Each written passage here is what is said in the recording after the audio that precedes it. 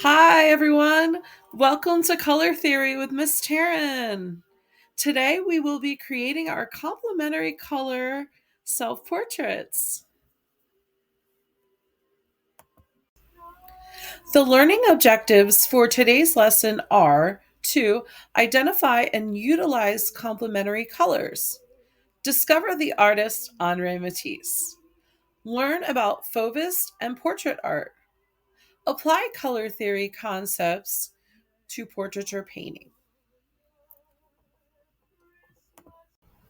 As you know, we've been studying the color wheel, and today we're going to discover complementary colors. What are the complementary colors? They are hues or pairs of hues that are opposites on the color wheel. And I always try to tell my students to remember them in this way.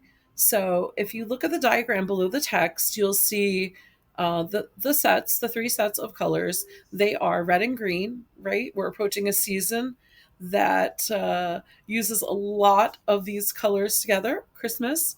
And the center set of colors, think Easter, right? Or if you're into sports, you can think the Minnesota Vikings.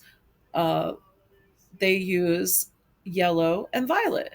And the last set, you can think the Mets or the Chicago Bears. They use blue and orange in their uniform. And as a matter of fact, a lot of sports teams use these colors because they're very dynamic and they create a visual vibrancy and a striking contrast. And they make your work of art very dynamic. The artist featured in this slide will be the inspiration for your complementary color self portraits. His name is Henri Matisse, and he is a French artist who helped define modern art through his use of color, brushwork, and flat forms. Um, so there is a quick bio here that you can read, and be sure to check out the video about Matisse at the bottom of the page. Enjoy.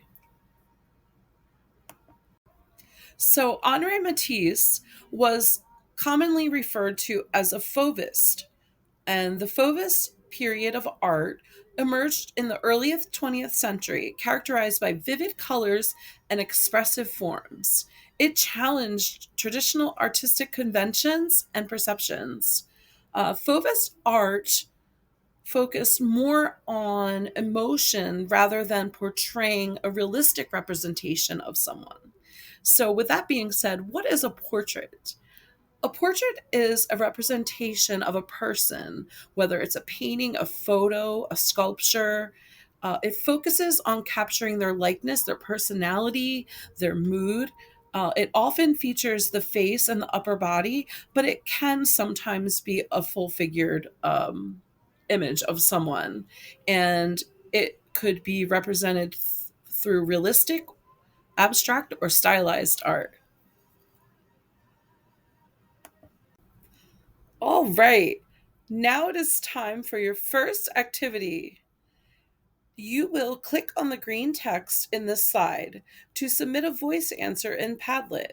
I want you to tell me what sets of complementary colors were used in this Henri Matisse painting. Note, there is more than one answer, so multiple answers are encouraged. Good luck. Okay, guys, now it's time to get creative. You will be drawing your self portraits. I want you guys to scan the QR code with your tablet, phone, or smart device to access the interactive self portrait feature in Padlet.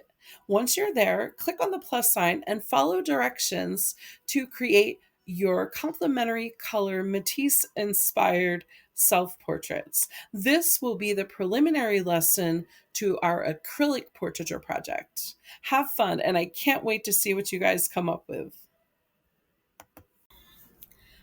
Okay, guys, welcome back. You should be finishing up your portraits, and when you do, this will be your exit activity for today's lesson.